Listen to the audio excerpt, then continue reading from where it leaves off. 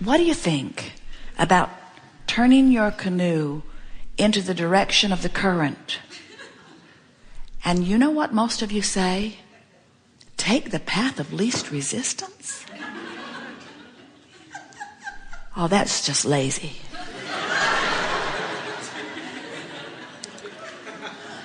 And we say, you didn't come forth to prove anything. You didn't come forth tensed against injustice in order to right it, or tensed against unworthiness in order to find worthiness. You came as pure, positive energy into an environment that has been set forth by eons of thought that has been offered before. You were the flow. You are the flow. You came to be in the flow. You did not come for struggle. And you can tell when you're in the flow by the way you feel. You are where you are, and where you are is just fine, because you can get to wherever you want to be from wherever you are. The most incredulous thing that we hear coming from humans are words like incurable. We say, what?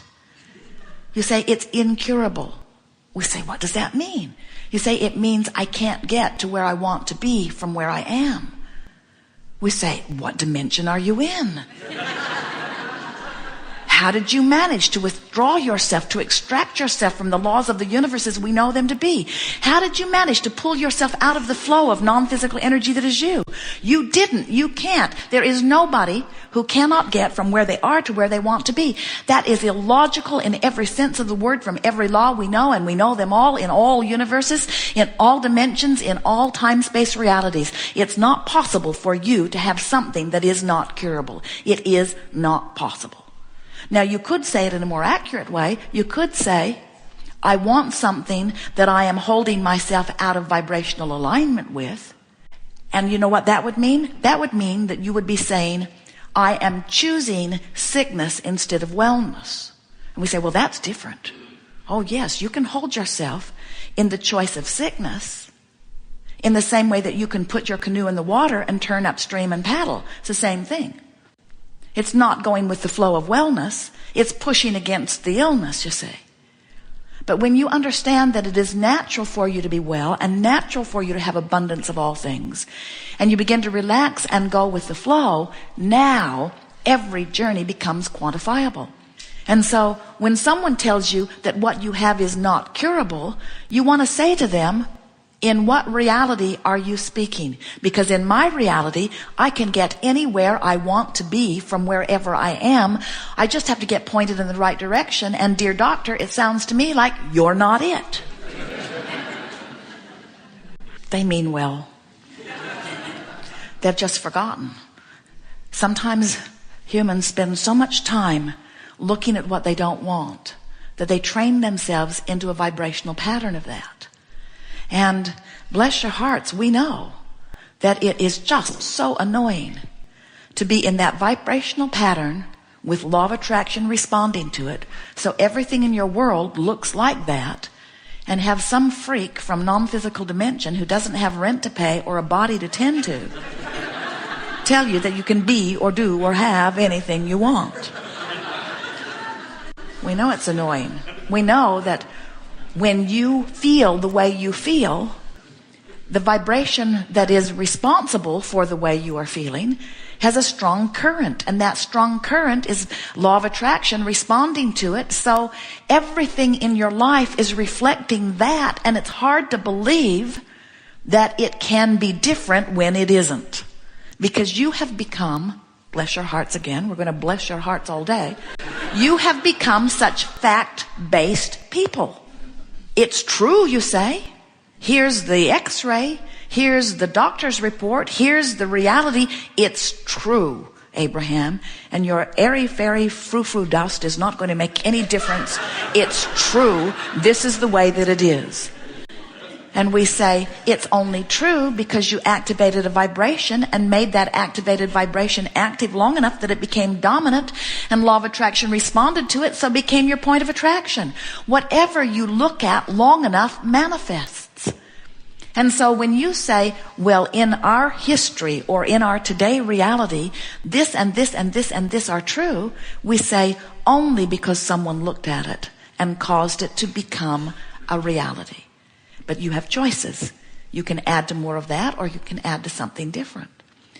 And if you begin to care about how you feel, now you begin to go with the flow, with the true nature of your being. There are some things you need to get over, like death, because there isn't any of it. There's only life.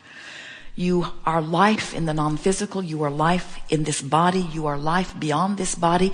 You are more non-physical life than you are physical life, even when you are in this body. You are energy first and foremost. You are vibration first and foremost. And we think that it's really time for you to begin to evaluate yourself and perceive yourself from a vibrational standpoint, so that you can begin to quantify every journey, so that you can begin to go with the flow. You know, when you're born, it's much more traumatic than when you die.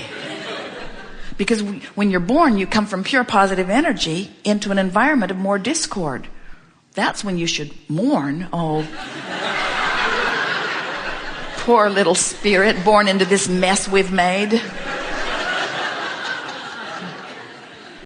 We're just kidding, because it's not a mess, but it is a bit like that. That's why every baby cries.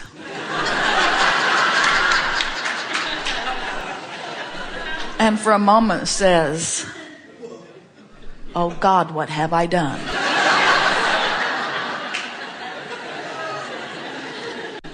And it's also why the baby goes right back to sleep. So here you are in your physical body, and you've been here for a while, and you have adapted to less than pure positive energy. Oh, you find it sometimes. We see you. Your heart's sore. You fall in love. You appreciate. You meditate. You have all kinds of things that you do. Your slumber is not about your body needing rest from activity. Your slumber is about your body needing rest from your resistance. And so as you slumber and you withdraw your focus, or as you croak and you withdraw your focus, you return to pure positive energy. But we want you to realize that you don't have to croak or go to sleep in order to stop the negative resistance within your vibration. You just have to learn how to go with the flow. And going with the flow only means, it's what the art of allowing is: allowing, resisting, feeling better, feeling worse. And in every moment you have that choice. In every moment you can dramatize something that makes you feel better, or you can dramatize something that makes you feel worse. You can emphasize something that makes you feel better, or you can emphasize something that makes you feel worse. And as that becomes your dominant intention, nothing's more important than the way I feel. And my dominant intention is to look for something that makes me feel good. I'm going to do whatever I can do to feel a little better. I'm going to look for the best feeling thought I can find. Not the best feeling thought I've ever thought, not the best feeling thought anybody's ever thought, but the best feeling thought I can find right here from where I am. So let's say you're in depression. What's the best feeling thought you are likely to find from there? Joy? Ecstasy? Hardly. Law of attraction is not giving you that data selection. You can't set your radio dial on 6:30 a.m. and hear what's being broadcast on 98.7 FM. The frequencies are too far apart.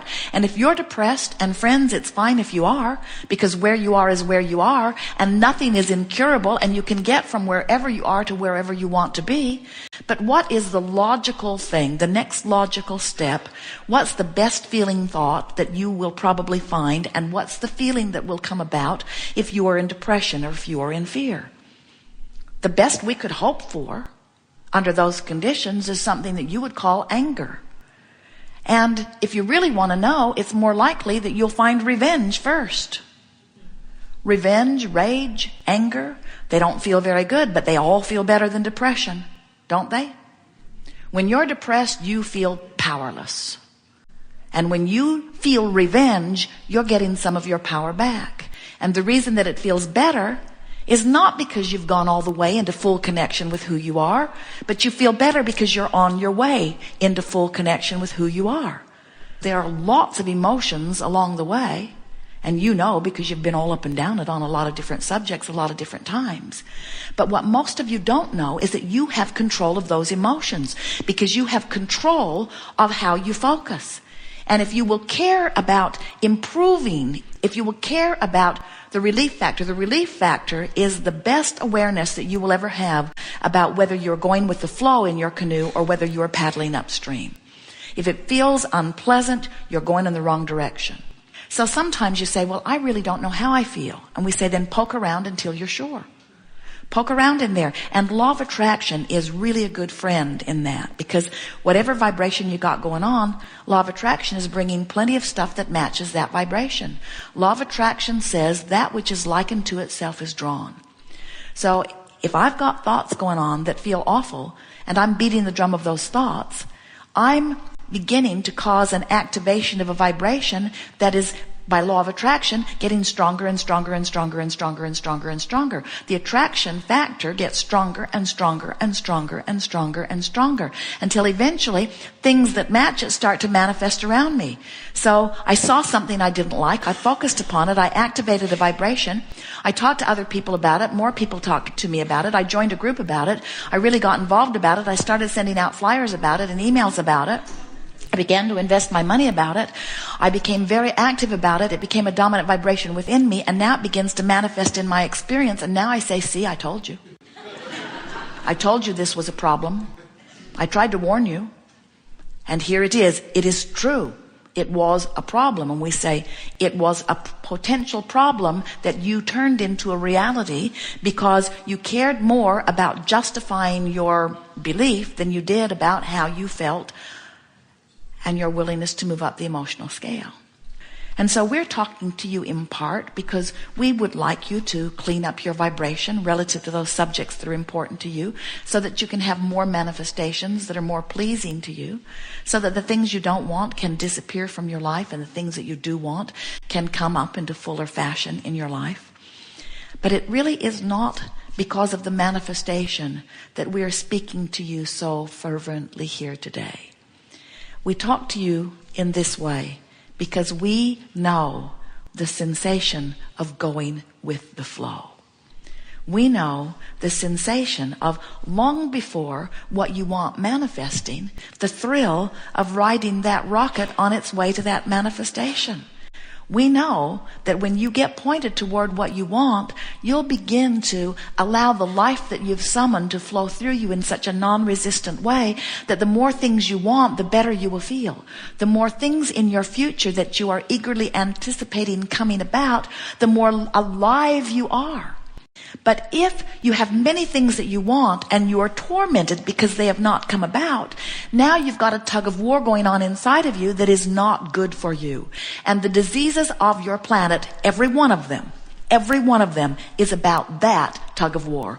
The more you want something that you're not allowing, the more severe the illness. The stuff you sort of want that you're sort of resisting doesn't cause such a big problem. It's just annoying. But the things you really want that you're really not allowing, oh, that's big.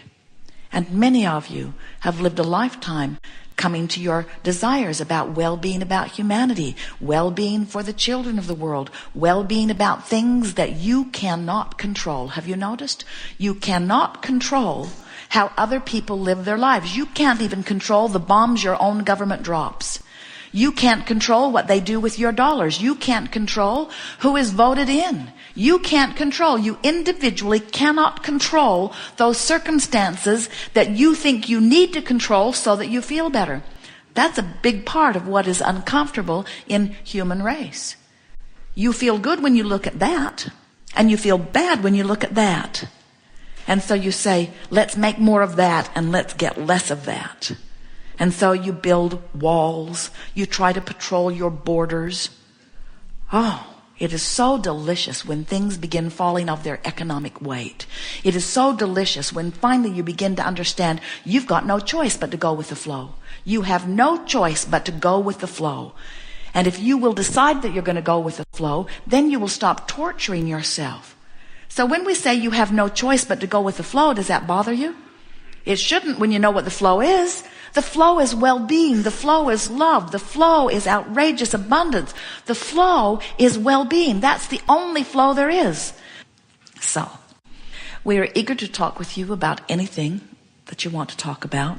It will unfold perfectly. You'll notice an uncanny unfolding because, after all, you've been living your lives and you've been sending your rockets into your vibrational escrow. So this meeting has gathered even before you dragged your physical bodies here. In other words, who you are, what you are about, where you are, what you are ready to hear, what you want to know is all known.